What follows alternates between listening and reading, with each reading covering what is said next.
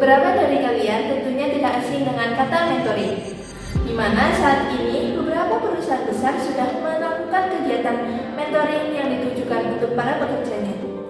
Adanya mentoring ini dapat memberikan dampak yang cukup signifikan dalam dunia kerja. Untuk mengenali mentoring lebih jelas, yuk simak video berikut ini. Jadi, apa sih itu mentoring?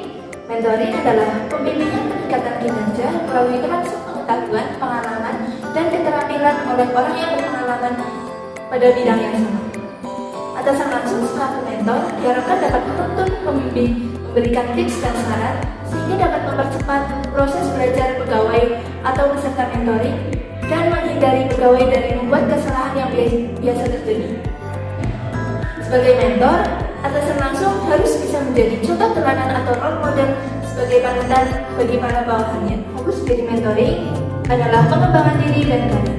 Penekanan mentoring lebih kepada upaya membangun relasi antara atasan langsung dengan pegawai, tidak seperti coaching yang menekankan pada pencapaian tujuan.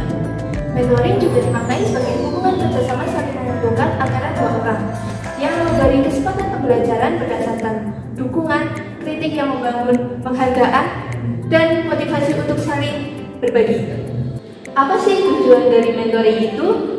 Tujuan utama dari mentoring adalah untuk meningkatkan keahlian, baik dari hard skill maupun soft skill.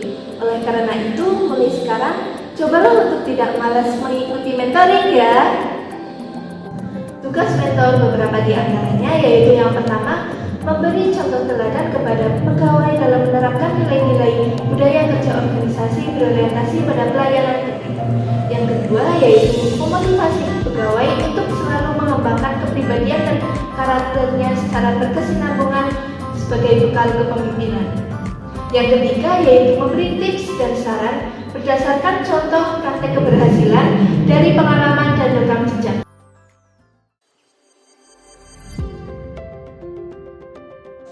Nah, selanjutnya saya akan membahas mengenai peran mentor. Kalian tahu nggak sih apa saja peran mentor? Nah, jadi peran mentor itu ada 3.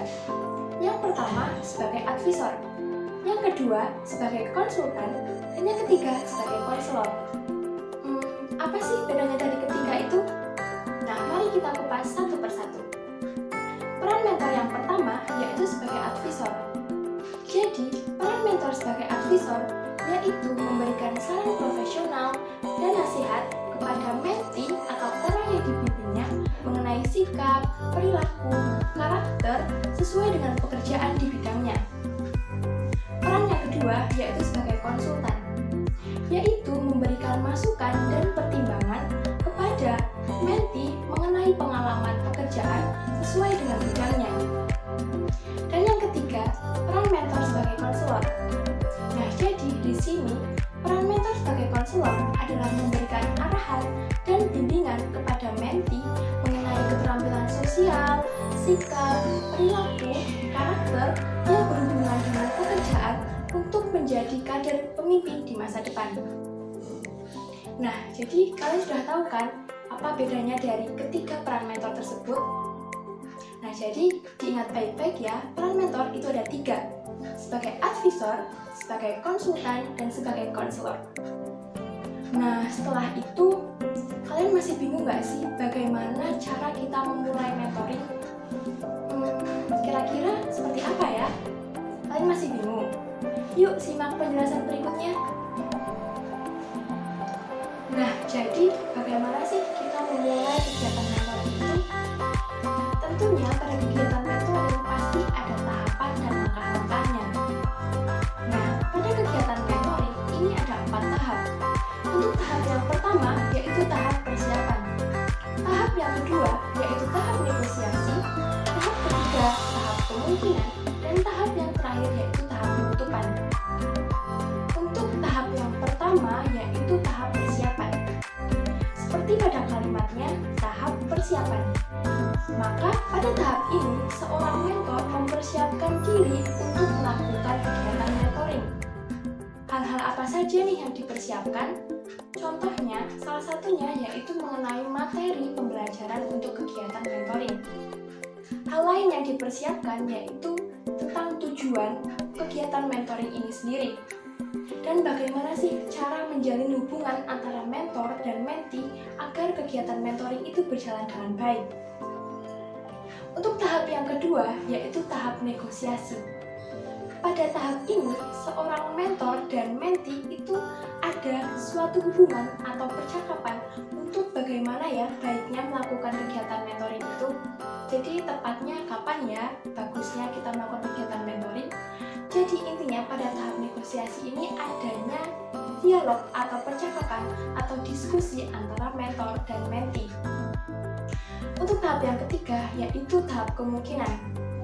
Jadi pada tahap ini seorang mentor harus bisa mengevaluasi bagaimana nih hubungan antara mentor dengan mentee-nya. Bagaimana nih proses pembelajarannya, apakah berhasil atau tidak. Pada tahap ini juga seorang mentor harus bisa mengevaluasi apakah hubungannya dengan mentee itu berjalan dengan baik dan apa yang mentor itu berikan bisa dipahami oleh mentee. Jadi pada tahap kemungkinan ini seorang mentor harus bisa mengevaluasi perkembangan pada kegiatan mentoring. Untuk tahap yang terakhir yaitu tahap penutupan. Seperti kalimatnya, tahap penutupan.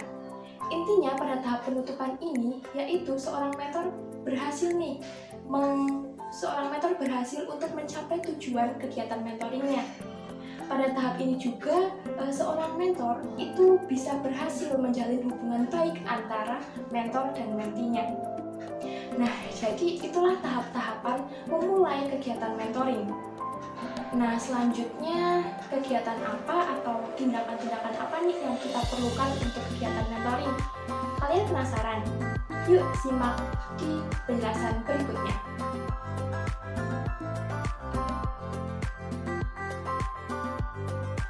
Nah, baik teman-teman semua, jadi apa aja sih yang perlu dilakukan agar tahapan dalam membuat program mentoring dapat terbentuk dan juga bekerja secara efektif? Yang pertama, mentor harus membantu dalam mengembangkan tujuan yang spesifik untuk bimbingan dengan mentee.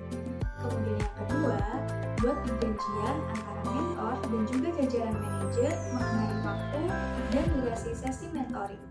Yang ketiga, identifikasi peran yang akan dimainkan oleh mentor dan tentukan mana yang efektif untuk dapat diterapkan dalam bimbingan terhadap mentee.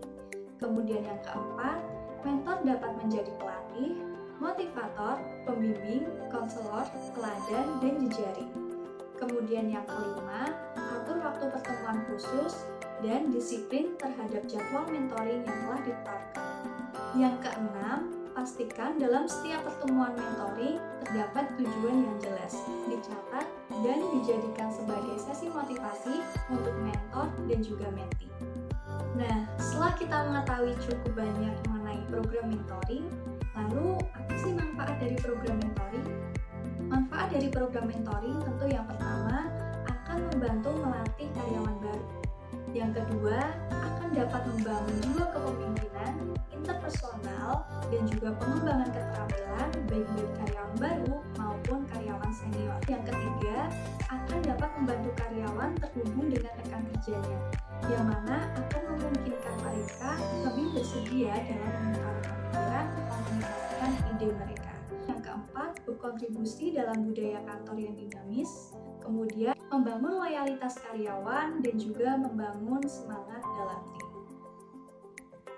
Baik teman-teman, demikianlah hal-hal penting mengenai program mentoring. Semoga dapat bermanfaat dan juga dapat diterapkan dengan baik. Thanks for watching and see you!